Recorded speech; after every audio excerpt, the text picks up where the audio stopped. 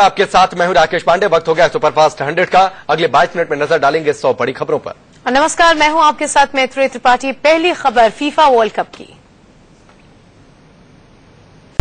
PM Narendra Modi अब से थोड़ी देर बाद बर्लिन से ब्राजील के लिए रवाना हो जाएंगे। आज और कल ब्रिक्स देशों की बैठक है 15 जुलाई को, यानी कल मोदी ब्रिक्स देशों के राष्ट्राध्यक्षों से मुलाकात भी करेंगे।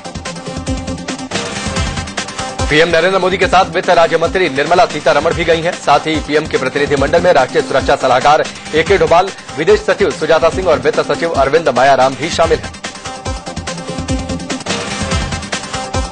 ब्रिक्स सम्मेलन में हिस्सा लेने से पहले प्रधानमंत्री नरेंद्र मोदी ने बयान भी जारी किया। उन्होंने कहा कि सम्मेलन में वो अंतर्राष्ट्रीय सुरक्षा और अर्थव्यवस्था पर बात करेंगे। मोदी ने यह भी कहा कि विकास बैंक को लेकर चर्चा होगी। सम्मेलन में ब्रिक्स विकास बैंक की रूपरेखा पर चर्चा होगी। इस बात पर भी विचार होगा कि विकास बैंक का मुख्यालय शंघाई में होगा या फिर नई दिल्ली में।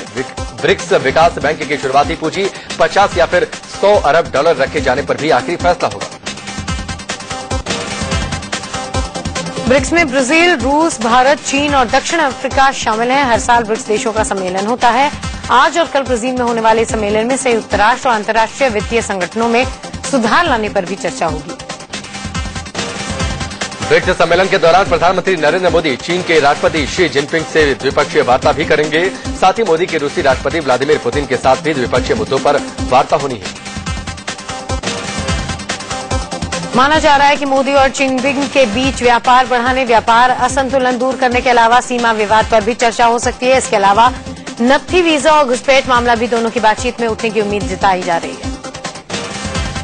ब्रिक्स सम्मेलन के बाद मोदी 16 जुलाई को ब्राजील की राजधानी ब्राजीलिया में दक्षिण अमेरिकी के नेताओं से भी मुलाकात करेंगे। इसके बाद 17 जुलाई को मोदी स्वदेश लौटेंगे। सूत्रों से खबर है कि ब्राजील रवाना हुए प्रधानमंत्री नरेंद्र मोदी ने अहमदा नंबर 2 किसी को भी नहीं बनाया है। पहले खबर थी कि पीएम गृह मंत्री राजनाथ सिंह या फिर वित्त मंत्री अरुण जेटली को नंबर 2 का स्थान देकर जा सकते हैं। सूत्रों से यह भी खबर है कि पीएम की गैर मौजूदगी में पीएमओ मंत्री जितेंद्र सिंह संसद में पक्ष रखेंगे। अगर संसद में पीएमओ से जुड़ा कोई सवाल या फिर मुद्दा आता है तो उस पर जितेंद्र सिंह ही पीएम की तरफ से जवाब देंगे। देश के वरिष्ठ पत्रकार वेद प्रताप वैदिक की मोस्ट वांटेड आतंकी हाफिज सईद के साथ तस्वीर आई है। पिछले दिनों वैदिक ने पाकिस्तान में हाफिज सईद से मुलाकात की। हाफिज सईद से मेरी काफी लंबी मुलाकात हुई, करीब 1-1.5 घंटे। उसमें तरह तरह की बातें हुई, बहुत ही व्यक्तिगत किस्म की भी, कुछ उनके आतंकवादी कारनामों के बारे में भी। इंडिया न्यूज से बातचीत में पत्रकार वेद प्रताप वैदिक ने हाफिज से पूछे गए सवालों का खुलासा किया। वैदिक के मुताबिक हाफिज अपने आप को बेगुनाह बताता है। उनकी जो कुछ भी गतिविधियां होती हैं भारत विरोधी, और वो जो कहते हैं कि मैं खिदमत में लगा हूं, उन सब पर भी बात हुई। मैंने कहा आप तशद्दुद को, हिंसा को क्यों प्रेफर करते हैं, क्यों हर जगह हिंसा फैलाते हैं? तो बोले यही तो मुझ पे इल्जाम है।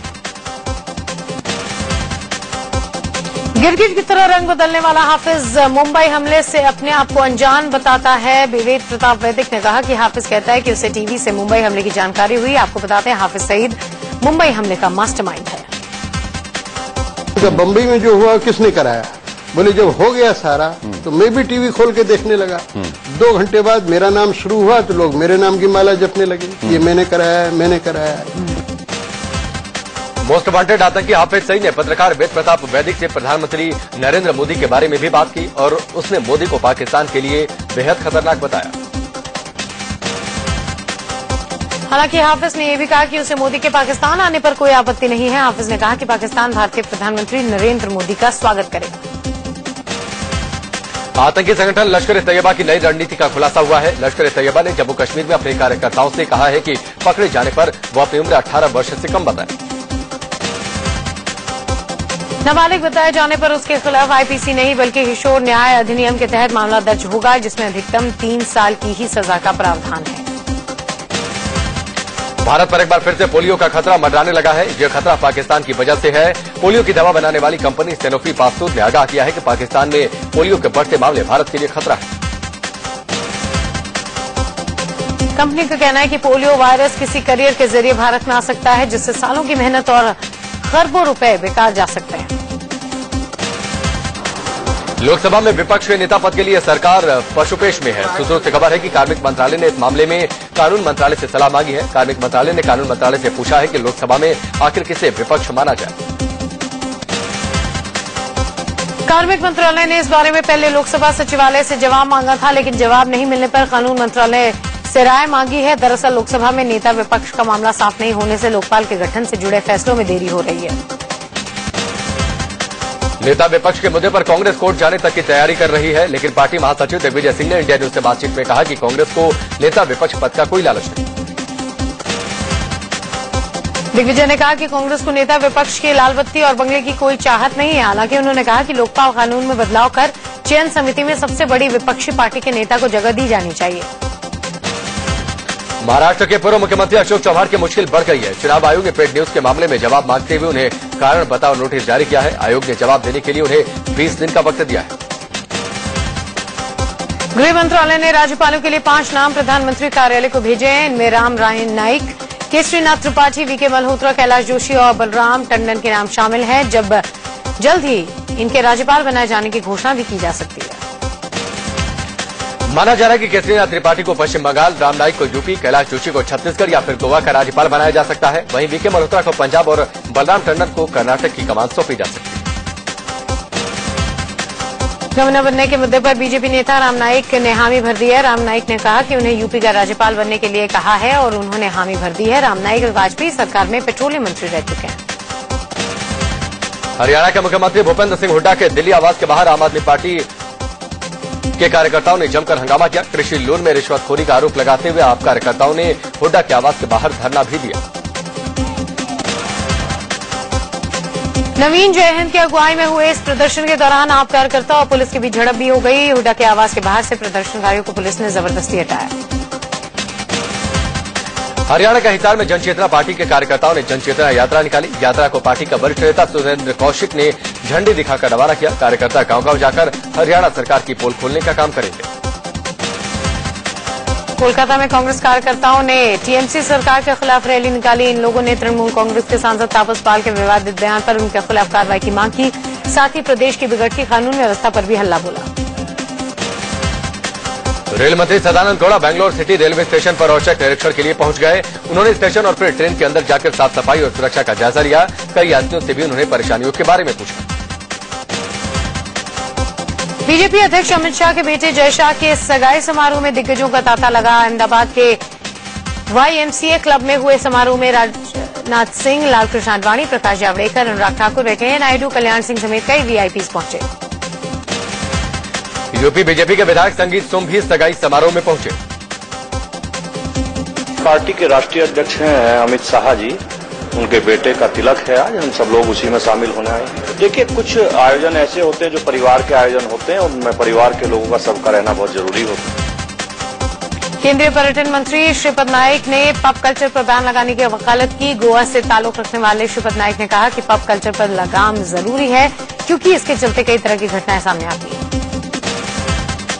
केंद्रीय मंत्री श्रीपद नाइक ने पब कल्चर को भारतीय संस्कृति के खिलाफ बताया। उन्होंने कहा कि जो हमारे कल्चर के खिलाफ होगा उसे बर्दाश्त नहीं किया जाएगा। हमारे संस्कृति के विरोध में कुछ होगा वो हम नहीं चाहेंगे, लेकिन इसी फ्रेमवर्क में जो कुछ कोई काम करेगा उसको कोई अपोज करने की जरूरत नहीं है। कहना इतना ही है, जो कुछ हमारे कल्चर के विरोध में कुछ होगा तो हम इसे बर्दाश्त नहीं करेंगे। केंद्रीय पर्यटन मंत्री श्रीपद नाइक जैसा ही बयान गोवा के PWD मंत्री सुदीन धवालीकर ने भी दिया था। उन्होंने छोटे कपड़ों में लड़कियों के पब जाने पर पाबंदी की मांग की थी। कांग्रेस प्रवक्ता राशिद दलवी ने पब पर प्रतिबंध लगाने का विरोध किया है। कि मैं कहूँगा हर आदमी की अपनी आजादी है और उस पर कोई पाबंदी नहीं लगनी चाहिए। इस पे सरकार को बहुत विचार करके कोई फैसला करना चाहिए।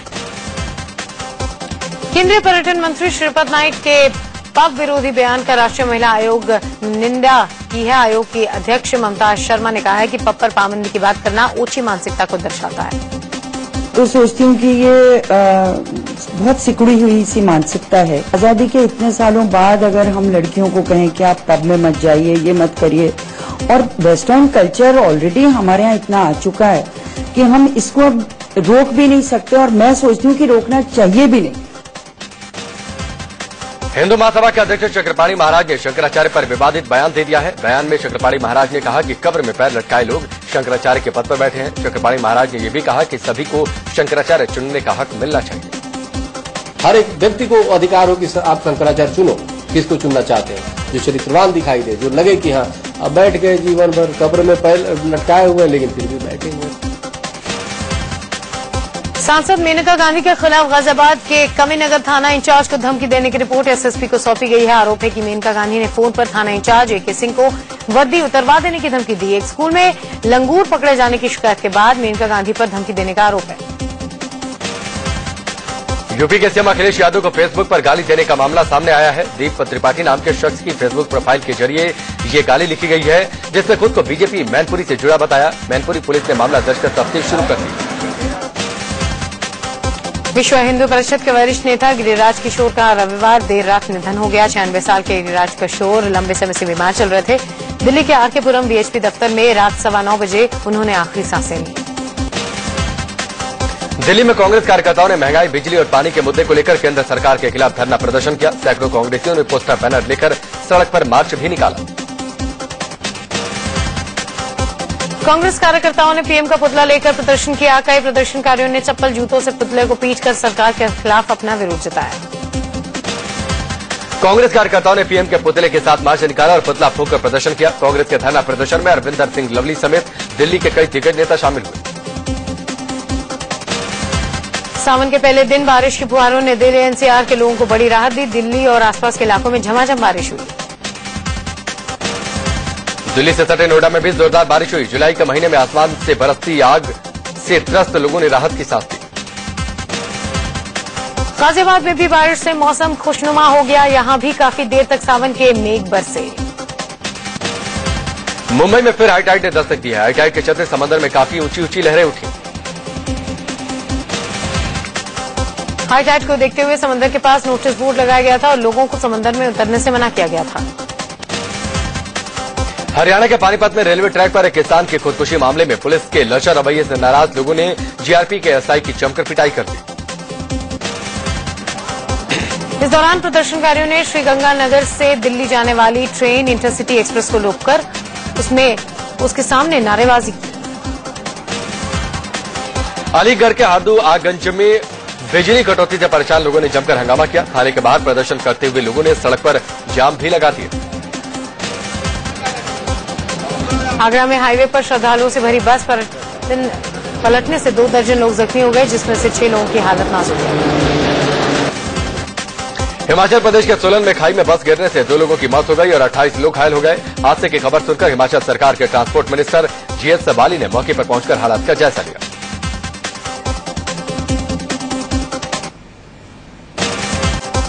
और चलिए एक बार फिर से खबरों की शुरुआत करते हैं। लालू प्रसाद यादव आज चारा घोटाला मामले में अपना बयान दर्ज कराएंगे। यूपी के बिजनौर से पुलिसिया जुर्म का खौफनाक चेहरा सामने आया, जहां इंसाफ मांगने गई एक गर्भवती महिला पर पुलिस वालों ने जमकर लाठियां बरसा दी। महिला का आरोप है कि हत्या के एक मामले में इंसाफ के लिए प्रदर्शन करने के दौरान एक पुलिस वाले ने उसके पेट पर लात मार दी। दरअसल पुलिसिया जुर्म की वारदात गुरुवार को हुई थी। बिजनौर के नवलपुर गांव के लोग हत्या के एक मामले को लेकर प्रदर्शन कर रहे थे। इसी दौरान पुलिस वालों ने प्रदर्शनकारियों पर जमकर लाठियां बरसाई। तभी महिला भी पुलिस वालों के कहर की चपेट में आ गई। दिल्ली के आरएमएल अस्पताल परिसर में आज सुबह एक मरीज ने 4 मंजिले बिल्डिंग से कूदकर जान दे दी। दिल्ली के वसंत कुंज इलाके में 20 साल की लड़की से रेप का मामला सामने आया है। आगरा के खंदौली में एक नाबालिग लड़की से गैंगरेप का मामला सामने आया है। 9वीं क्लास में पढ़ने वाली छात्रा 12 जुलाई से लापता थी। कानपुर के माल रोड इलाके में साड़ी की एक दुकान में आग लग गई। आग की खबर मिलते ही मौके पर दमकल की 6 गाड़ियां पहुंच गई। आग बुझने के बाद पुलिस और फायर ब्रिगेड की टीम अंदर दाखिल हुई तो उनके होश उड़ गए। दुकान के अंदर जंजीर से बंधी एक लाश जली स्थिति में पड़ी थी। आगरा के इतमादपुर में दहेज के लिए विवाहिता की हत्या का मामला सामने आया है। पुलिस ने लाश को कब्जे में लेकर पोस्टमार्टम के लिए भिजवा दिया है। लड़की के मायके वालों की शिकायत पर दहेज हत्या का मामला भी दर्ज किया गया है। आरोपी ससुराल वाले फरार हैं। दिल्ली के वसंत विहार इलाके से एक दिल दहला देने वाली घटना सामने आई। रामपाल नाम के शख्स ने अपनी बीवी पर चाकुओं से कई हमले किए, फिर खुद को भी चाकुओं से अपने ऊपर वार किया। पास के लोगों ने दोनों को खून से लथपथ देखा तो पुलिस को खबर थी। गंभीर हालत में दोनों को अस्पताल में भर्ती कराया गया। बिहार के समस्तीपुर में लोगों ने पूर्व मंत्री के बेटे की पीट कर हत्या कर दी। आरजेडी सरकार में मंत्री रहे रामाश्रय साहनी के बेटे राजीव साहनी पर लोगों ने गाड़ी चुराने की कोशिश करने का आरोप लगाया। इटावा में यूपी गन्ना संस्थान के उपाध्यक्ष और दर्जा प्राप्त राज्य मंत्री राम सेवक यादव के बेटे ने जहर खाकर आत्महत्या कर ली। आगरा के अछनेरा इलाके में लड़की की लाश मिलने से सनसनी फैल गई। बताया जा रहा है कि दबंगों ने लड़की को रेप के बाद हत्या की धमकी दी थी। पुलिस मामले की तफ्तीश में जुटी। कानपुर के चकेरी में लापता लड़के की लाश मिलने से हड़कंप मच गया। 14 साल का अमन शनिवार शाम से ही लापता था। यूपी के गाजीपुर में टीचर की बेरहम पिटाई के चलते चौथी क्लास का एक छात्र गंभीर रूप से घायल हो गया। छात्र को अस्पताल में इलाज के लिए भर्ती कराना पड़ा। पंचकुला के मनसा देवी कॉम्प्लेक्स में लुटेरों ने करीब 3 करोड़ की डकैती डाली। लुटेरों ने ज्वेलर की मालिक की आंख में मिर्ची पाउडर डालकर लूटपाट मचाई। पटना से चलने वाली Patna special express train Anand Vihar railway station के बजाय नई दिल्ली रेलवे स्टेशन पहुंच गई। इस गड़बड़ी से बड़ा हादसा होते होते बच गया। बिहार के नालंदा में तकनीकी खराबी के चलते श्रमजीवी एक्सप्रेस पर ब्रेक लग गया और यात्रियों को परेशानी का सामना करना पड़ा। शंकराचार्य स्वरूपानंद सरस्वती के साईं बाबा पर दिए बयान के बावजूद भक्त साईं पर अपना सब कुछ न्यौछावर करने को तैयार है। शिरडी के साईं मंदिर में 23 जून से 10 जुलाई के बीच 14,78,51,000 रुपए चढ़ावा चढ़ा। आज सावन का पहला सोमवार है। आज से ही नई दिल्ली रेलवे स्टेशन से शाम 5:30 बजे वैष्णो देवी के लिए पहली श्री शक्ति एक्सप्रेस रवाना होगी। वापसी के लिए श्री शक्ति एक्सप्रेस रोज रात को 10:55 पर कटरा से छूटेगी और अगले दिन सुबह 10:45 पर नई दिल्ली स्टेशन पहुंचेगी। नासिक में अगले साल होने वाले सिंहस्थ कुंभ को लेकर अभी से तैयारियां शुरू कर दी हैं। सुरक्षा के लिहाज से भी कड़े इंतजाम किए जा रहे हैं।